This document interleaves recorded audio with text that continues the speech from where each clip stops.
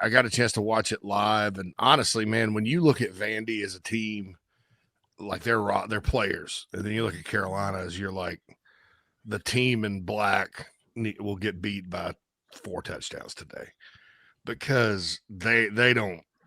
I mean, athletically, it's tough for them to match up, but they're one of the best coach teams I've ever seen. They are their defense. Clark Lee's calling it himself. They're in the right position. They're tough. They're not afraid to make tackles. Offensively, Diego Pavia is a special player, kind of a one-man show. You know, they're just okay at receiver. They're just okay at running back. And they got a really good tight end in Eli Stowers, who I think will be a good NFL player. Other than that, it's just all guts and execution and making you feel like you're dominating when you're not. I mean, Carolina's sitting there. It's nothing, and Gamecocks have almost 200 yards, and Vandy has 20. I see why teams struggle with them once you get past the eyeball test. But South Carolina, I thought the defense obviously was great outside of one drive. That's bound to happen.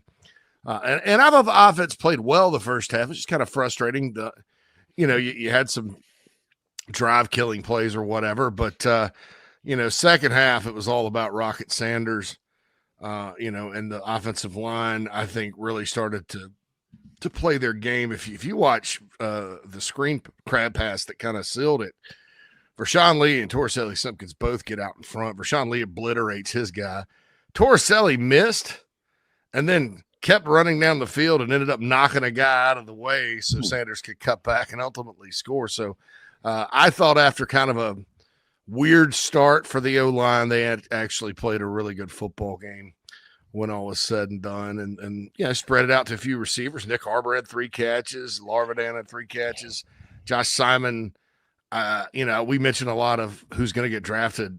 Well, there's a guy that you probably need to circle because he's going to test off the charts at the combine at 6'4.5", 260. And he's going to get drafted. And so, I think overall that was a really good win. No other team has beaten Vandy that bad. I heard earlier in the week from a contact that they were kind of beat up, and when you play 6 straight games like that, that's going to happen. But Carolina took it to them. Peyton Williams, want to give him a shout out coming in. GQ Smith was a last minute scratch. He comes in, no drop off there, and then no drop off when Big Tree came in for Josiah Thompson at left tackle either. So the depth kind of showed up for the Gamecocks, and I love what Clark Lee is doing at Vanderbilt, but I think Shane Beamer is doing a really daggum good job at South Carolina as well.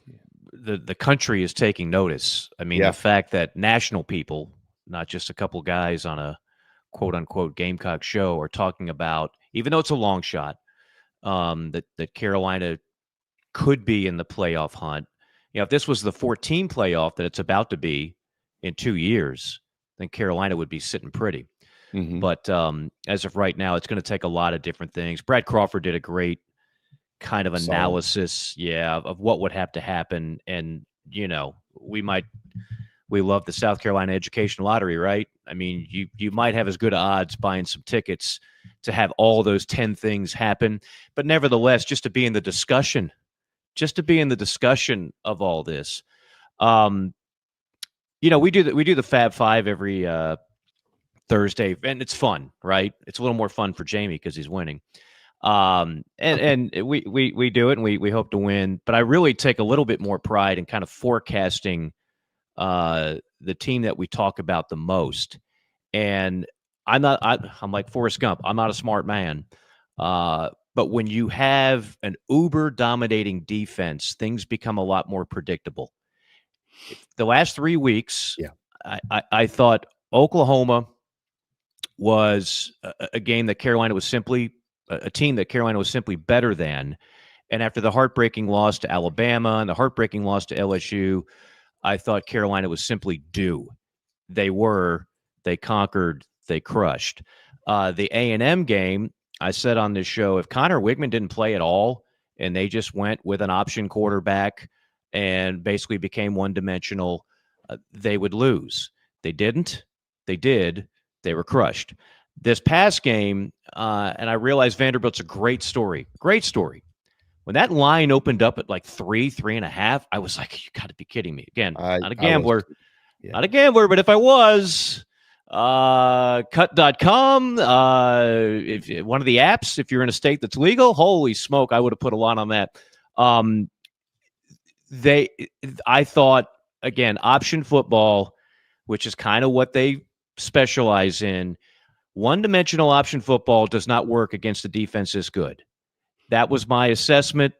I thought that Diego Pavia and Vanderbilt would get devoured. They did. Carolina crushed. When you've got this dominating of a defense, the game becomes a lot, dare I say, easier, and the results become a lot more predictable for guys like us. Mm-hmm. I don't have to go in, week out, and expect a great offensive performance, even though the offense is clearly making strides. But you don't have to have that when your defense is this damn good. And it is this damn good.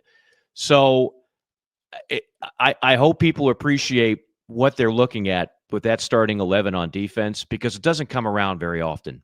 A lot of these guys are going to be gone, and I think Stewart will stay and they'll work out the NIL and all that stuff. But for whatever reasons, talent, chemistry, coaching, this is one of the best defenses you're ever going to see at Carolina. And so you want to go ahead and maximize it, which brings me to my final point. I have circled this Missouri game since July. I know you have. The bill is due on Mizzou. Yeah. Okay? At some point, a Carolina team that is simply better. I know what the record doesn't necessarily say that. Carolina is a better football team at this stage than this Missouri squad. Now, fans might be saying, well, yeah, I've seen this movie before. Carolina's lost multiple games to Mizzou where you could argue Carolina had the better team.